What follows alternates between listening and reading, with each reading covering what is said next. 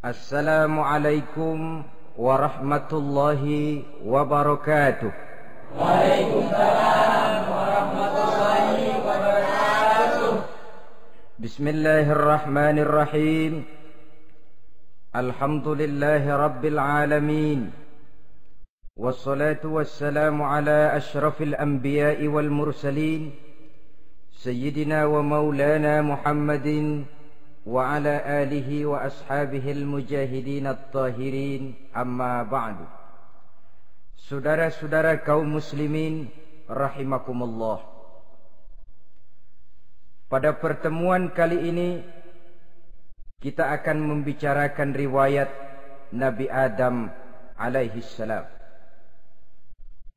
Nabi Adam diciptakan oleh Allah dari tanah dan merupakan manusia pertama serta bapa dari seluruh umat manusia.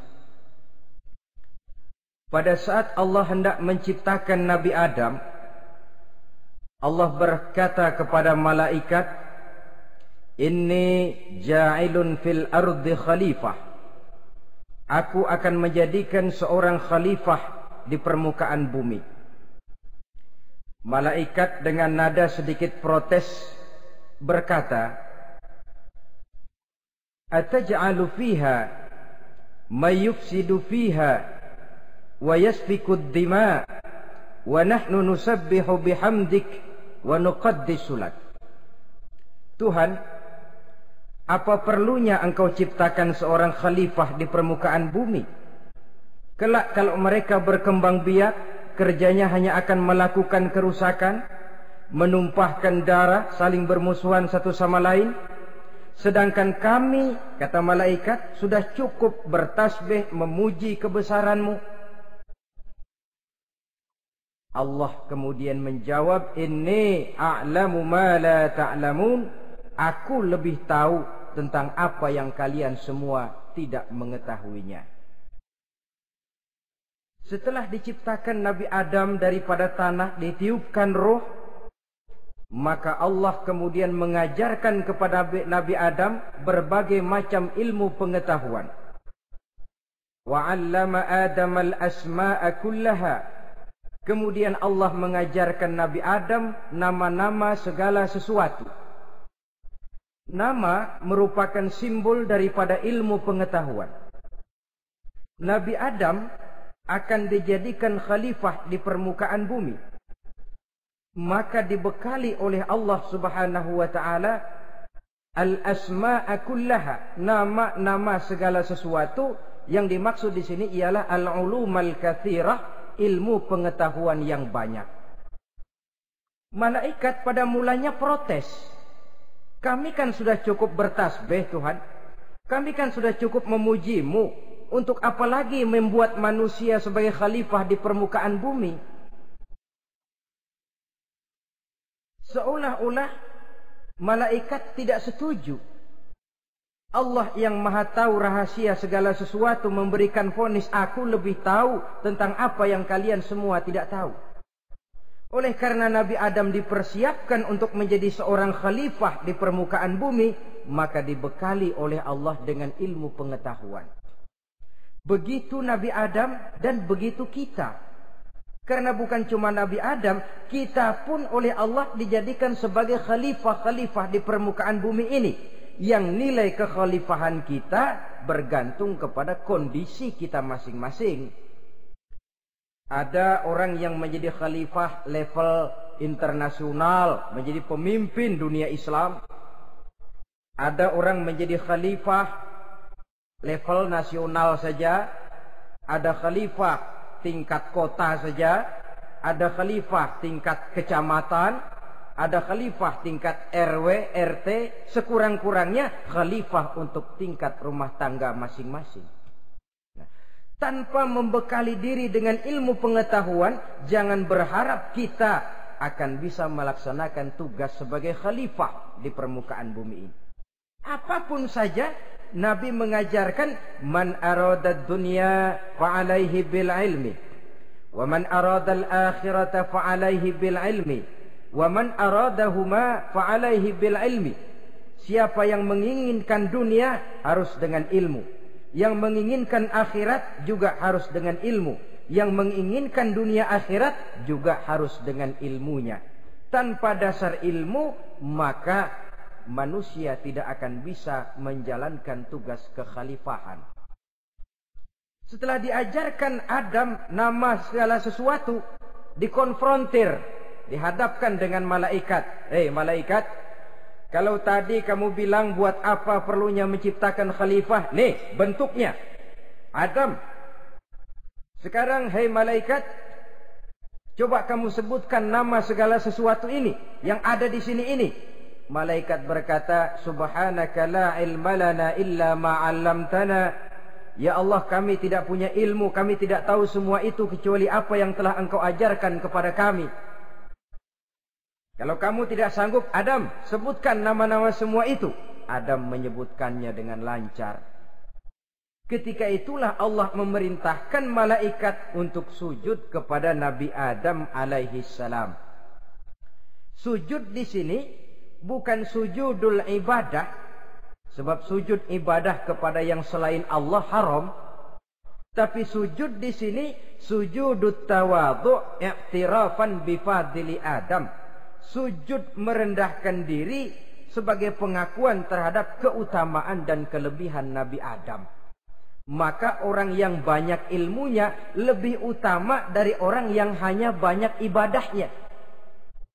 Bahkan iblis lebih takut kepada orang alim yang sedang tidur daripada orang goblok yang lagi ibadah.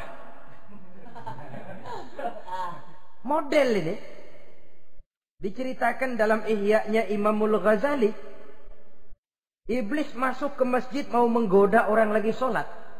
Sudah masuk di pojok masjid, dia lihat orang lagi tidur. Ngacir iblis keluar, cepat benar. Pucat mukanya. Ketemu di jalan sama temannya. Kenapa lari, Mas?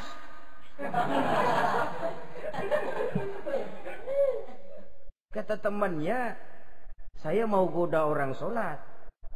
Lalu tiba-tiba di pojok masjid saya lihat ada orang lagi tidur. Saya takut betul sama itu orang. Lari saya keluar. Loh, sama yang sembahyang sampean nggak takut, kok sama yang tidur takut bagaimana? Yang tidur itu orang alim.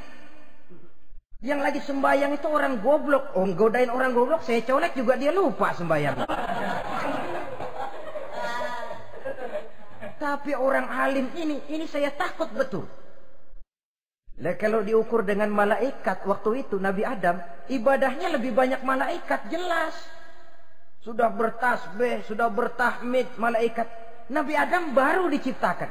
Tapi kenapa Allah perintah malaikat sujud kepada Adam? I'tirafan bi fadli Adam. Keutamaan Nabi Adam. Pantas untuk diserahi tugas sebagai khalifah mengatur kehidupan di muka bumi. Kalau malaikat yang jadi khalifah di dunia ini, enggak rame dunia. Coba, malaikat, material, harta enggak perlu. Seksual enggak perlu. Dunia ini hambar. Justru dunia ini menjadi ramai setelah manusia diberikan fungsi sebagai malaikat, sebagai khalifah oleh Allah Subhanahu wa taala. Saudara-saudara kaum muslimin rahimakumullah, setelah nyata kelebihan Nabi Adam, maka Allah perintahkan Nabi Adam tinggal di surga dengan segala kenikmatan yang ada di dalamnya. Tapi lantaran sendirian, kesepian Nabi Adam ini. Allah Maha Tahu, maka diciptakannya pasangannya, yaitu Siti Hawa dari tulang rusuk yang sebelah kiri. Sehingga Nabi pernah pesan begini, Istausu bin nisa fa innahunna khuliqna min dhil'in. Hati-hati kamu ngadepi perempuan. Yang tolong dengar nih yang laki-laki, yang perempuan belaga budak aja dulu lah. Hati-hati kamu ngadepi perempuan. Fa innahunna khuliqna min dhil'in, karena perempuan diciptakan dari tulang rusuk sebelah kiri. Apa watak tulang rusuk? Tulang rusuk itu kan bengkok. Perempuan tuh begitu, didiemin aja bengkok terus, dikerasin patah.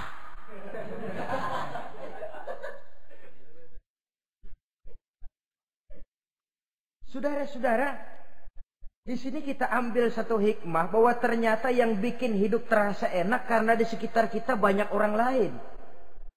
Bodoh manusia kalau dia merasa bisa hidup sendirian. Tinggal di tengah kampung tapi gayanya gaya orang tidak mau kenal dan tidak mau tahu sama tetangga. Jangankan di dunia, di sorga saja Nabi Adam karena sendiri, kesepian. Apa saudara mau tinggal di Jakarta? Apa saja di Jakarta, sudahlah milik saudara. Hotel Indonesia dikasih saudara, Hotel Borobudur punya saudara, Monas buntel bawa pulang. Semanggi ambil, tapi di Jakarta saudara tinggal sendirian. Kira-kira enak nggak? Ternyata yang bikin hidup terasa nikmat karena di sekitar kita banyak orang lain. Begitulah Allah ciptakan Siti Hawa. Setelah diciptakan Siti Hawa, natur manusiawi, Nabi Adam mau main pegang aja. Kata Allah, hai Adam, jangan kau sentuh sebelum kau bayar maharnya. Maharnya apa ya Allah? Maharnya an tusalli ala Muhammadin sallallahu alaihi wasallam. Maharnya kau bersolawat kepada Nabi Muhammad. Manusianya belum lagi diciptakan tapi namanya sudah ada. Nurnya sudah ada. Bahkan dijadikan mas kawin antara Adam dengan Hawa. Karena itu dalam Islam sebenarnya urusan kawin itu bukan yang sulit. Maka jangan dipersulit. Tapi juga jangan digampang-gampangin.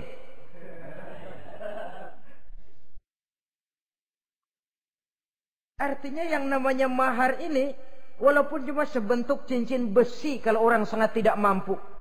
Bahkan dengan mengajarkan Fatihah saja sah sudah. Saya terima nikahnya Fulanah binti Fulan, dengan mas kawinnya saya ajarkan dia surah Fatihah. Kalau memang kere betul, tidak punya apapun, sah sudah. Agama ini mudah, karena itu jangan dipersulit, tapi juga jangan digampang-gampangin. Setelah itu Allah memerintahkan, Ya Adam uskun anta wa zawjukal jannah. Hai Adam, kau dan istrimu tinggallah dalam surga. Wa kula minha ragadan haitsu syi'tuma. Segala makanan yang ada di dalamnya boleh kau makan. Pakaian yang aneka warna boleh kau pakai. Nikmati seluruh fasilitas yang ada di surga ini. Cuma atu aja Adam. Yang lain boleh dah. Mau ngapa pakai atu aja jangan. La taqraba hadhihi syajarah. Jangan kamu dekati pohon khuldi itu. Dekat saja jangan. Apalagi sampai metik. Jangan Adam. Saudara, ma'asyiral muslimin, itulah watak manusia. Kalau ada 10 persoalan, yang 9 boleh, yang 1 tidak boleh, yang tidak boleh yang bikin dia penasaran. Gua pengen tahu ngapa kagak boleh sih. timbul penasaran. Apalagi iblis selalu berusaha. Sebab pada waktu malaikat disuruh sujud, semuanya sujud kepada Adam. Iblis tidak mau sujud. Tuhan tegur iblis, kenapa kamu tidak mau sujud? Mana mungkin Tuhan, saya akan dibikin dari api, kata iblis. Adam dari tanah, unsur api lebih mulia dari unsur tanah. Masa saya harus tunduk kepada Nabi Adam? Gengsi dong. Adam kan anak kemarin sore, baru dibikin. Masa saya harus tunduk kepada orang yang macam itu? Ini kan perintah aku, iblis. Kalau kau tidak mau tunduk, keluar dari sorga ini. Terusir iblis dari sorga karena kesombongannya tidak mau sujud kepada Adam. Nah, logika, kalau udah di sorga aja sombong diusir, apalagi yang masih tinggal di pinggir kali sombong.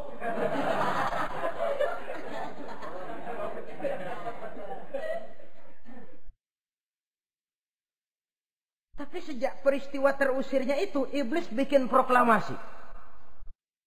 Apa proklamasi iblis? Rabbi fanzirni ila yaumi yub'asun. Ya Allah, gara-gara Adam saya diusir dari surga. Saya minta kepadamu ya Allah, beri saya kesempatan sampai hari manusia dibangkitkan. Kata Tuhan, innaka minal munzarin. Oke, silakan. Mau apa iblis? Rabbi bima aghwaytani la uzayyinanna lahum fil ardi wa la ughwiyannahum ajma'in. Ya Tuhan, disebabkan engkau telah menyesatkan aku, akan aku hiasi mereka manusia dengan kejahatan yang ada di muka bumi ini. Dan aku akan sesatkan mereka semua. Ini proklamasi iblis. Gara-gara Adam saya terusir dari surga. Maka sejak saat ini Adam dan seluruh keturunannya musuh bebuyutan saya. Akan saya lakukan segala macam cara untuk menggelincirkan manusia, agar mereka menjadi orang yang engkau murkai ya Allah. Kemudian Allah memberikan jawaban. Dialog ini saudara bisa lihat dalam surah Al-Hijr ayat 40, 41 sampai 44. Kata Allah apa? Inna ibadi laisa laka alaihim sultanun illa man ittaba'aka minal ghawin. Silahkan iblis. Yang lain barangkali bisa kau goda. Kecuali hamba-hambaku yang benar-benar hambaku, engkau tidak akan punya daya mempertipu mereka. Engkau tidak akan punya kemampuan menggelincirkan mereka. Kecuali kalau memang mereka sudah mau ikut pengaruhmu. Sepanjang mereka benar-benar menjadi hambaku, kata Allah, hamba Allah yang sebenarnya, mereka di luar kekuasaanmu iblis. Tapi kalau mereka sudah turun menjadi hamba harta, hamba dunia, hamba pangkat, budak jabatan, mereka itu yang bisa kau gelincirkan. Selama mereka masih tetap sebagai hambaku, kata Allah, mereka di luar jangkauan kekuatan dan kekuasaanmu iblis. Nah, sejak saat itu kan iblis selalu nyari jalan, nyari lantaran bagaimana Adam nih supaya dia tergelincir. Gara-gara dia saya diusir dari surga. Nguping terus iblis. Sampai akhirnya dia dapat berita tentang dilarangnya Nabi Adam mendekati pohon khuldi itu. Satu hari dengan muka sedih, ya iblis itu the best actor. Aktor ulung dia. Dengan roman muka sedih, dia datang kepada Nabi Adam dan Siti Hawa. Kata Nabi Adam, iblis, ente kok tampangnya demek amat sih?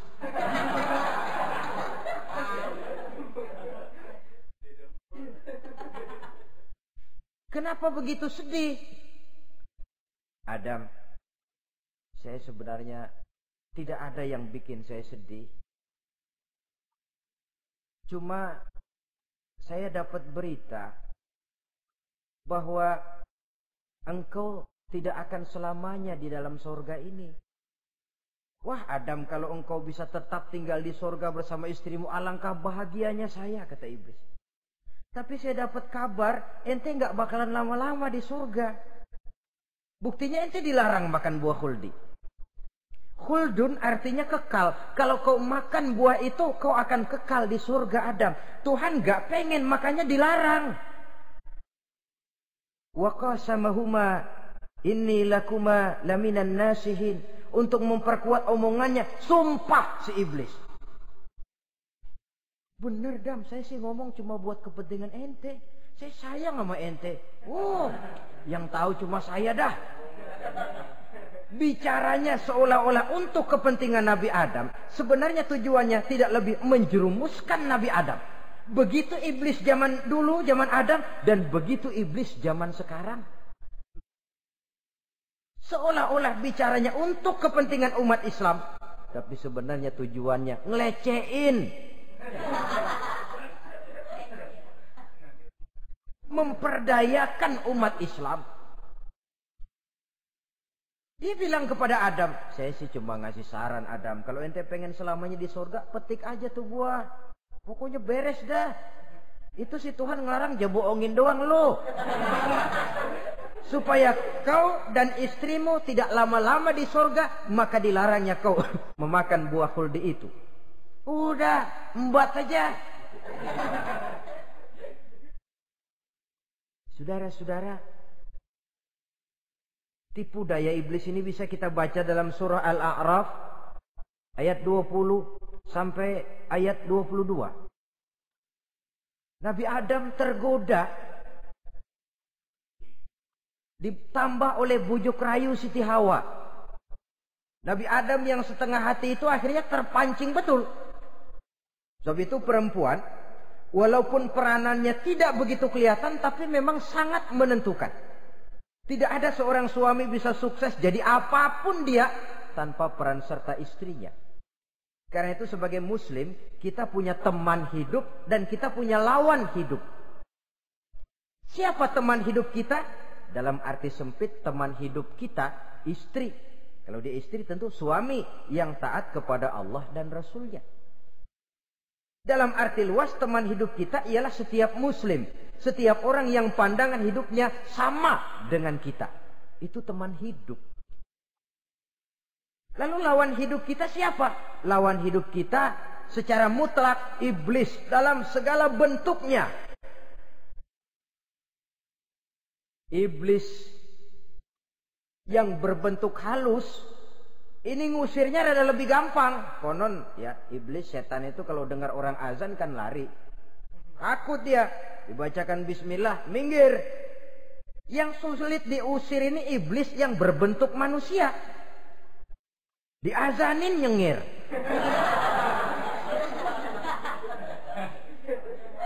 Gawat ini. Saudara-saudara, ini musuh dalam artian mutlak. Sedangkan musuh dalam artian ideologis, setiap orang yang pandangan hidupnya tidak sama dengan kita. Bahasa langsungnya, setiap orang di luar Islam secara ideologis, ya. Adapun secara manusiawi, kita tetap toleransi, saling menghormati, setuju dalam perbedaan pendapat, kembali kepada prinsip lakum dinukum. Kewajiban saling menghormati sesama manusia, tapi secara ideologis tidak ada kompromi. Begitulah Nabi Adam tergoda. Dan begitulah iblis selalu menggoda keturunan-keturunan Nabi Adam sampai kepada kita sekarang ini. Tiap kali kita hendak melakukan berbagai kebaikan, iblis ini mulai bisik kasa, kusuk, kesek. Saudara tadi dari rumah mau berangkat niat dengerin ceramah macam ini. Apa dikira iblis enggak? Wah, gatal iblis. Kata iblis, alah jangan bertingkah lah dengerin ceramah. Ceramah mah urusan 70 ke atas. Ente masih muda. Berjuang kita. Jihad, bismillah. Tidak, saya mau dengar ceramah. Berangkat kita ke tempat ini. Sampai di sini apa dikira iblis diam? Enggak. Dia bisikin lagi. Iya. Lo hadir ke sono dah. Cuma nyampe sono ngomong aja dah. Ustadz mah jangan didengerin, ngomong aja udah. Perang lagi jihad, saya nggak mau ngomong, mau dengerin betul-betul. Kata iblis, iya lo dengerin dah, jangan ngomong, cuman pules.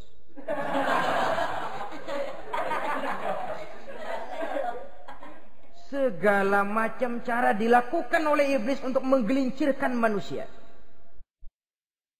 Ketika Nabi Adam mengambil buah khuldi itu, datanglah murka Allah. Adam, seolah-olah kalau bahasa kita, kelewatan kamu Adam. Dari belum ada aku ciptakan kau. Barangkali kau merasa kesepian, aku ciptakan Hawa. Aku tinggikan derajatmu dari malaikat sampai malaikat sujud kepadamu. Aku perintahkan kau tinggal di sorga dengan seluruh fasilitas yang ada di dalamnya.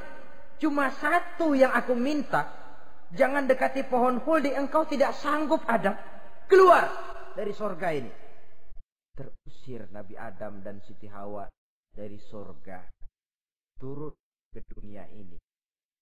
Turun terpisah lagi. Ya Allah. Orang itu kalau biasa susah, ketemu susah sih emang lalab namanya. Makanannya. Tapi biasa seneng ketemu susah. Ini yang kalau tidak kuat mental. Tengoklah zaman sekarang kan nih. Kalau tuan-tuan rajin baca pos kota. Kayaknya nyawa murah bener. Pasal duit 100, nyawa hilang. Pasal diputusin pacar, begon ditenggak.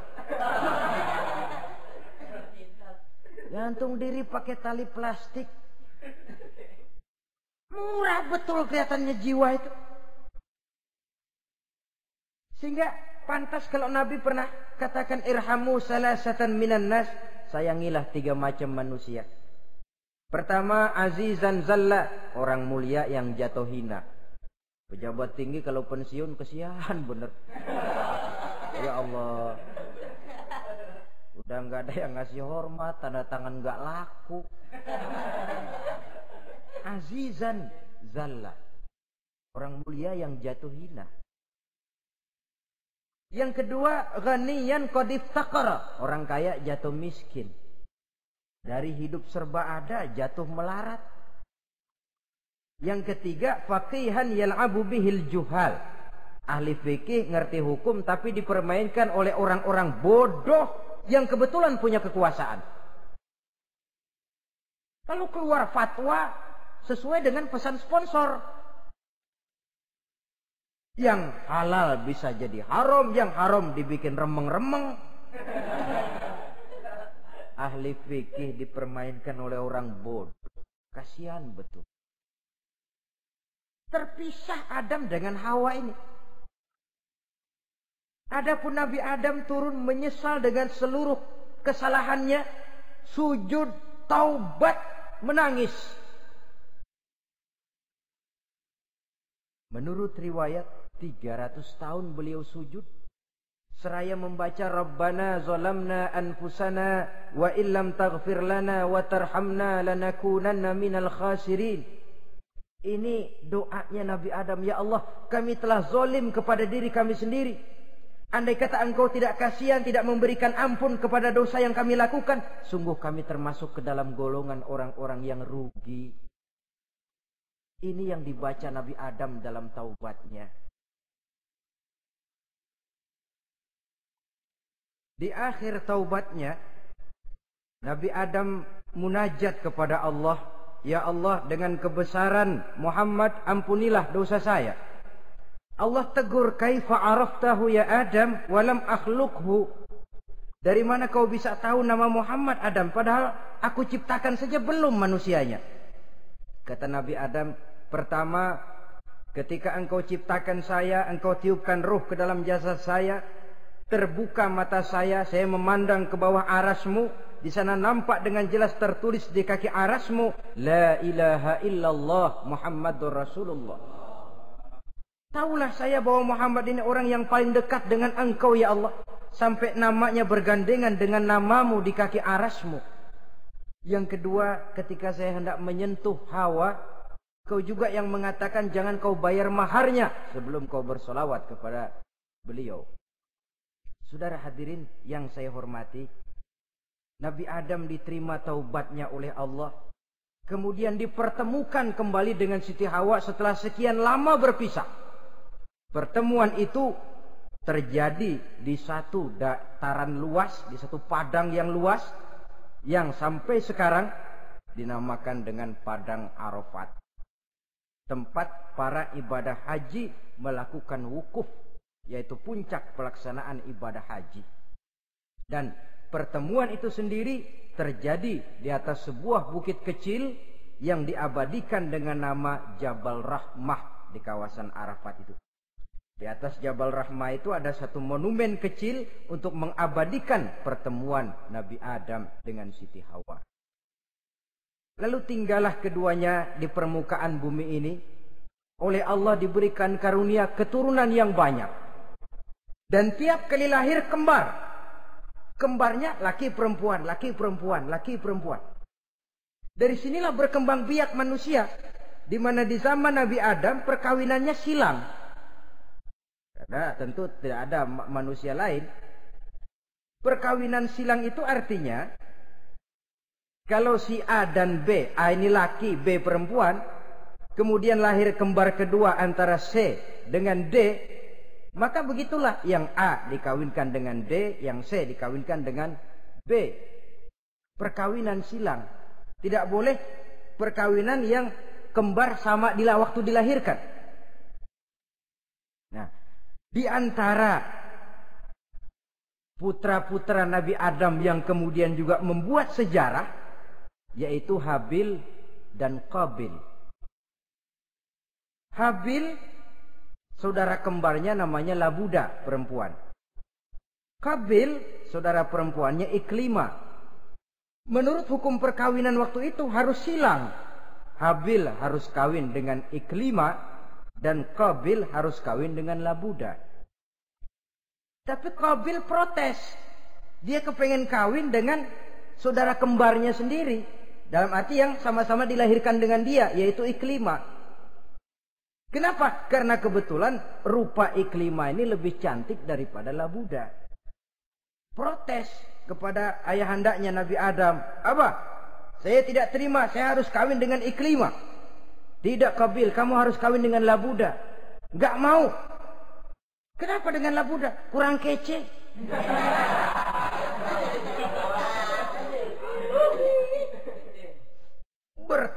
Bertengkar, Nabi Adam tidak berhasil menyelesaikan, lalu diserahkan saja kepada Allah.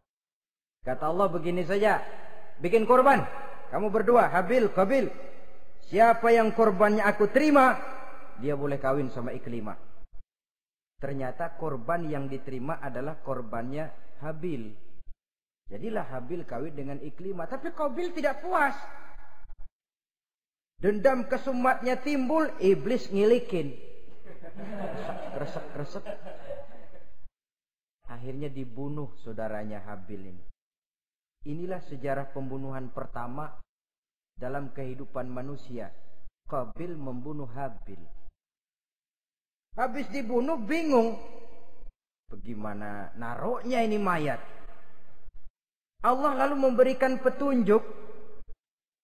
Dalam Al-Maidah ayat 31 itu dijelaskan. Ada burung gagak berantem sama burung. Yang satu mati.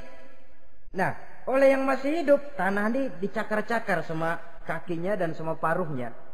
Sehingga berbentuk lubang, bangkai saudaranya itu dimasukin ke lubang itu lalu diuruk lagi pakai tanah oleh cakar kakinya dan paruhnya itu. Sehingga Qabil, cara ini bisa.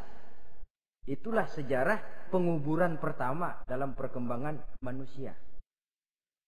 Oleh karena itu, Nabi memberikan penjelasan, man sanna sunnatan hasanatan falahu ajruha wa ajru man amila biha wa fi riwayatin wa ajru man tabi'aha. Siapa orang yang melakukan satu kebajikan, dia akan mendapat pahala dan pahala dari orang-orang yang mengikuti kebaikannya. Misalnya saudara membentuk pengajian. Ramai pengajian saudara. 1000 orang yang datang ngaji, 1000 orang saudara dapat pahala. Sponsor kebaikan. Sebaliknya, wa man sanna sunnatan sayyi'atan falahu ismuha wa ismu man amila biha, ay wa ismu man tabi'aha. Siapa yang memulai suatu kejahatan, dia akan mendapat dosa dan dosa dari orang-orang yang melakukan atau mengikuti kejahatannya.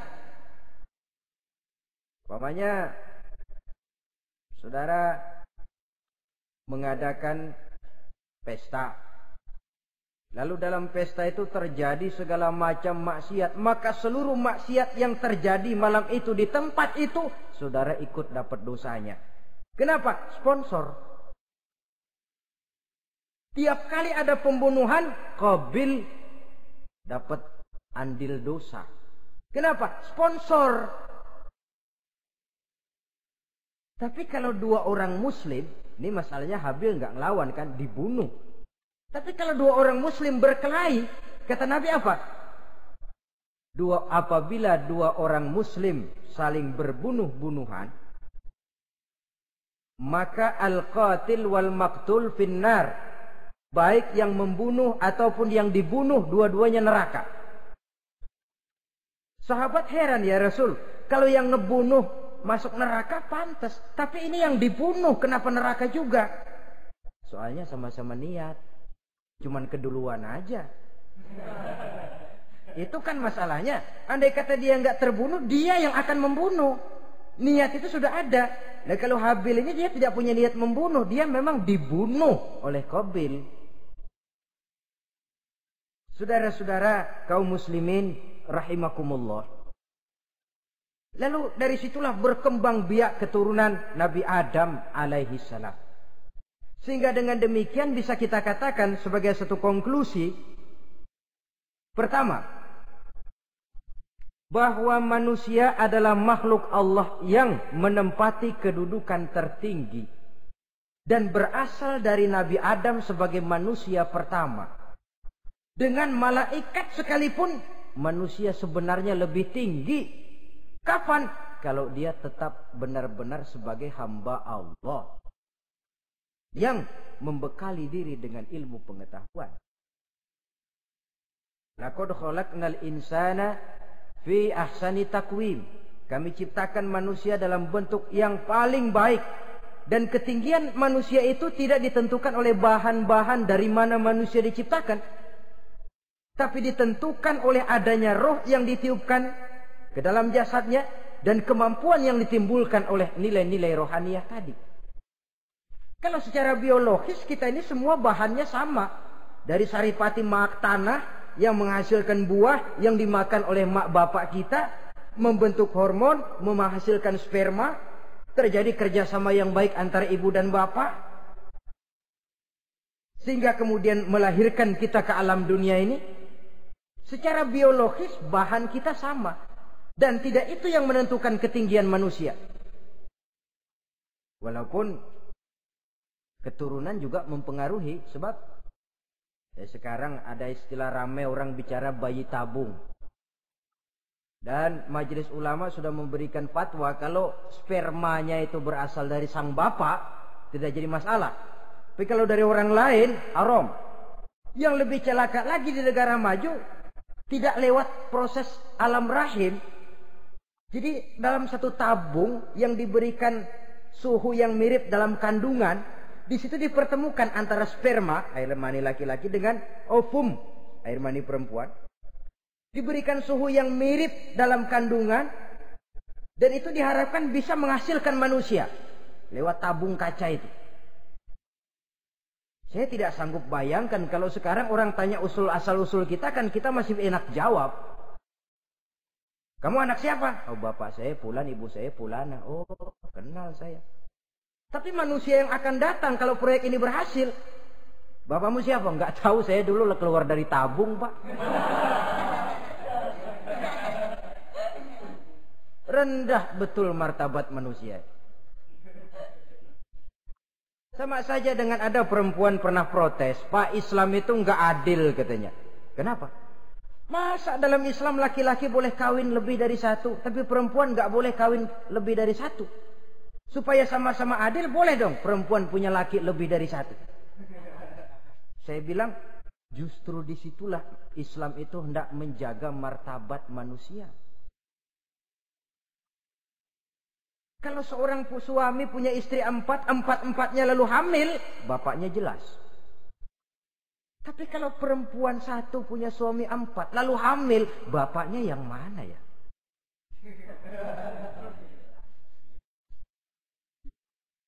Rendah martabat manusia. Ketika si bayi lahir, ibunya lihat, ini jidatnya kayak si A ini. Sudah ini anakmu saja nih, jidatnya jidat kamu. Kata antar dulu jidat saya, tapi kuping B ini nggak mau saya. Terkatung-katung si anak tanpa tahu kemana dia mesti manggil bapak.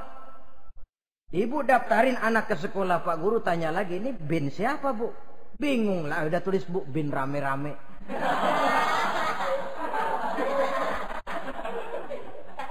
Kan rusak martabat manusia kalau sudah begitu. Justru Islam ini menjaga ketinggian martabat manusia. Jadi manusia itu fi ahsani takwim. Kapan? Kalau dia bisa menjaga kehambaannya di hadapan Allah dengan melaksanakan fungsi sebagai khalifah di permukaan bumi. Tapi bila dia sudah tidak lagi menjadi hamba Allah, tidak lagi berfungsi sebagai khalifah, dia sudah masuk summa radadnahu asfala safilin. Kami kembalikan ke tempat yang paling rendah, lebih rendah dari binatang sekalipun. Kalau dia tetap menjaga posisinya lebih tinggi dari malaikat, malaikat saja sujud kepada Nabi Adam, apalagi kepada makhluk-makhluk yang lain manusia ini. Tapi kalau dia tidak pandai, lebih rendah daripada binatang. Inilah uniknya makhluk bernama manusia. Dengan posisinya dia bisa menjadi lebih tinggi dari malaikat, tapi juga dia bisa meluncur lebih rendah daripada binatang. Untuk menjaga itulah diperlukan agama dalam kehidupan kita sekarang ini. Bukan cuma sebagai lipstick, tapi sebagai pedoman, sebagai way of life yang akan mewarnai cara kita berpikir, state of mind, rule of thinking, cara kita memandang kehidupan ini diwarnai oleh nilai-nilai agama. Dengan demikian, maka manusia bukan keturunan kera. So, ada satu teori namanya teori evolusi yang disampaikan buat pertama kali oleh Charles Darwin. Dia mengemukakan teori bahwa perkembangan kehidupan sesungguhnya di dunia ini menunjukkan mata rantai yang utama melalui apa yang dia namakan seleksi alamiah. Mula-mula dari ikan, melalui seleksi ke amfibi, dari amfibi ke reptil, dari reptil ke mamalia, dari mamalia ke mamalia kecil, dari mamalia kecil ke primat, dari primat ke monyet, dari monyet menjadi Homo erectus. Ini teori Darwin. Tapi dia tidak jelas-jelas mengatakan bahwa manusia keturunan monyet, hanya seketurunan. Seketurunan kan tidak berarti keturunan. Begini saja. Toyota Kijang sama Toyota Corolla itu seketurunan. Tapi Corolla dengan Kijang kan lain. Cuma seketurunan. Dalam arti sumbernya sama. Makhluk yang tidak tahan seleksi alam, oleh udara yang sangat dingin, perkembangan cuaca yang sangat panas, gempa bumi dan sebagainya, seleksi alam dia namakan, hilang, musnah dari peredaran. Seperti ada binatang raksasa itu dinosaurus, sekarang kan cuma tinggal dongeng saja, tinggal nama atau kerangka. Itu oleh seleksi alam dia nggak lulus, hilang. Yang bertahan, yang lulus seleksi alam. Manusia walaupun kecil yang lulus seleksi alam ini. Biar dihantam gempa bumi, angin topan, tetap aja ngejedok. Nah, teori Darwin ini, teori evolusi ini didukung dan dibuktikan oleh peninggalan fosil atau binatang dan tumbuhan yang hidup dan mati selama perkembangannya. Dari bentuk organik pertama hingga pendahulu terdekat daripada manusia. Tapi ada satu kelemahan dari pokok daripada teori evolusi ini. Pertama, garis perkembangan dari Homo erectus, yakni manusia jalan tegak, semacam gorilawi itu, sampai kepada manusia mutaakhir masih belum menentu. Artinya, okelah, kalau manusia seketurunan dengan kera, batas antara manusia yang wujud sekarang dengan manusia purba itu apa yang menjadi penghubung? Monyet tidak mungkin. Ini dianggap mata rantai yang hilang, missing link namanya dalam istilah ilmiahnya. Dan ini masih dicari sampai sekarang. Kalau pendahulu terdekat manusia mutaakhir ini manusia purba, katakan Homo erectus, manusia jalan tegak. Lalu generasi sudah itu sebelum berbentuk manusia apa? Ternyata sampai sekarang masih ada missing link, mata rantai yang hilang. Lalu yang kedua, teori evolusi berhenti kepada manusia mutaakhir. Kalau memang kita manusia sekarang ini hasil evolusi, tentu kita akan terus berevolusi lagi. Dan akan jadi apa kita nanti? Ternyata sudah ribuan tahun manusia tetap manusia begini-begini aja. Tidak berevolusi kita ini. Apa lalu matanya jadi cuma satu di tengah? Hasil evolusi? Kan tidak. Tidak berevolusi. Jadi kembali kepada Quran, manusia pertama adalah Nabi Adam. Dan manusia-manusia berikutnya keturunan daripada Nabi Adam. Dan bukan hasil evolusi daripada monyet. Juga tidak akan berevolusi kemana-mana. Kalau demikian, benarkah teori evolusi? Untuk mengatakan mutlak benar, bukan wewenang kita. Untuk mengatakan salah total, juga kebenaran ilmu adalah relatif sebagai relatifnya daya pikir manusia. Di samping dia harus membuktikan kebenarannya, maka kebenaran ilmiah adalah kebenaran yang relatif dan temporer. Contoh kecil saja. Dulu orang berteori bahwa bagian yang terkecil dari suatu benda namanya molekul, kan begitu? Molekul ini nggak bisa dibagi-bagi. Bagian yang paling kecil dari suatu benda namanya molekul. Ilmu terus berkembang. Ternyata molekul sebenarnya terdiri daripada atom. Atom itulah bagian terkecil dari suatu benda yang nggak bisa dibagi-bagi lagi. Nah, berubah sudah teori pertama. Tidak jadi molekul sekarang, atom. Belakangan rupanya atom masih tersusun dari partikel-partikel.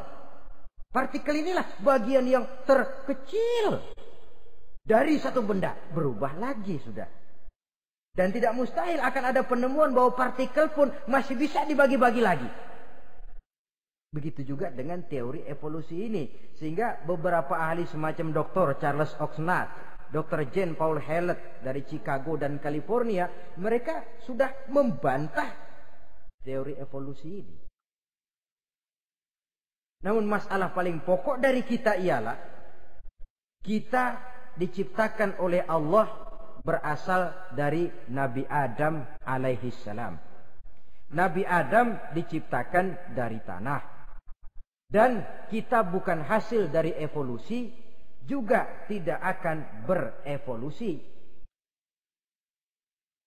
Nah, lalu kepada makhluk bernama manusia diberikan fungsi sebagai khalifah di permukaan bumi ini.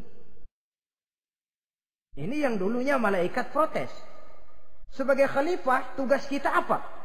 Khalifah Allah di muka bumi. Menerjemahkan sifat Allah sesuai dengan batas-batas kemanusiaan kita.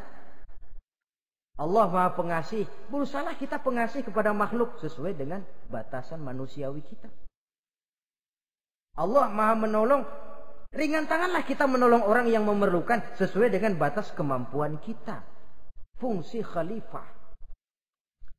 Untuk bisa berfungsi sebagai khalifah secara baik, kita harus mempunyai modal yang dinamakan ilmu pengetahuan. Dan Islam sangat menggalakkan itu. Jauh dulu 14 abad yang lalu, dari desa kecil yang bernama Mekah yang peta belum muat, orang di dunia belum kenal, sudah keluar seruan utlubil ilma walau bisin, tuntutlah ilmu walaupun di negeri Cina. Ngomong Cina di Mekah. Padahal Mekah waktu itu belum masuk peta, belum dikenal orang. Sudah ada revolusi ilmu dan budaya. Belajar walaupun harus nyebrang ke negeri Cina. Lalu ada lagi misalnya alimu auladakumus sibahata warrimayah, kata Nabi, ajarkan anakmu renang dan lempar lembing, lempar cakra, olahraga. Satu tanda Islam agama masa depan. 14 abad yang lalu di Saudi Arabia, Nabi mengajarkan ajari anakmu berenang. Kalau Islam agama untuk orang Arab saja, mau berenang di pasir. Tapi wawasan pandangannya luas. Bahwa Arab sebagian besar memang Islam, betul. Tapi Islam bukannya Arab, itu juga jelas. Sepanjang kita masih menjadi khalifah Allah, maka sepanjang itu kita fi ahsani taqwim. Nah, sebagai khalifah Allah kita bertugas membudidayakan alam ini. Kita kadang-kadang terlalu. Ada ayat, wa ma min dabatin fil ardi illa 'alallahi rizquha. Semua yang melata di muka bumi dijamin rezekinya oleh Allah. Ayat itu betul. Hak karena datang dari Allah. Bahwa rezeki disediakan di muka bumi memang. Tapi rezeki itu tidak turun begitu saja laksana jatuhnya embun di waktu pagi. Kita harus berusaha. Dan usaha manusia mencari rezeki lain dengan ayam. Kalau ayam dari tahun atu. Jadi rezekinya tuh modalnya cuma ceker patok. Coba. Dari tahun 1 ayam asal punya ceker, punya patok, sudah dapat rezeki dia. Nggak perlu masuk TK, SD, SMP. Tapi manusia cari rezeki, apalagi zaman sekarang.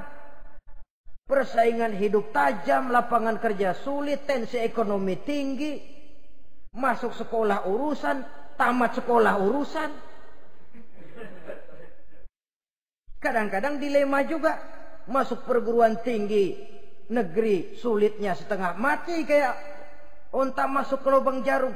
Masuk perguruan tinggi swasta yang favorit biayanya selangit. Artinya tanpa membekali diri dengan ilmu, keahlian, skill, kemampuan, fungsi sebagai khalifah sulit untuk bisa kita laksanakan. Saudara-saudara kaum muslimin yang berbahagia. Kalau fungsi khalifah ini mampu kita laksanakan, iblis putus asa sudah. Sebagai khalifah, di satu pihak kita menyembah hanya kepada Allah, di lain pihak kita membudidayakan alam ini. Ada apa sih di perut bumi? Minyak, gas, timah, emas. Ada apa sih di lautan? Pelajari lewat oceanografi, membudidayakan alam. Air sungai supaya arusnya nggak mengalir mubazir. Ada manfaatnya, bisa menimbulkan energi yang menghasilkan tenaga listrik. Bisa mengairi persawahan, irigasi. Bikin apa? Bikin dam, membudidayakan alam. Tapi juga mengislamkan budidaya itu. Bahasanya mengkulturkan natur, mengislamkan kultur. Membudidayakan alam dan mengislamkan budi dan budaya manusia. Sehingga apapun yang kita kelola dari alam ini nantinya akan untuk menunjang tugas sebagai khalifah, sujud kepada Qadhi Rabbul Jalil. Saudara-saudara, maka bersyukur kita. Oleh Allah dijadikan manusia. Tidak pesan, terima beres, cantik. Dari segi biologis maupun psikologis, tidak ada makhluk secantik manusia. Dibekali dengan agama, di samping akal. Sehingga agama membimbing akal agar sampai kepada kebenaran yang hakiki. Kita sebagai keturunan Nabi Adam memegang fungsi khalifah. Jadi jangan main-main loh. Kita ini turunan Nabi, betul ini. Saudara-saudara yang hadir semua di depan saya ini, termasuk saya, kita gini, turunan Nabi kita ini. Nabi Adam. Jangan main-main loh. Turunan Nabi gini-gini. Nabi Adam.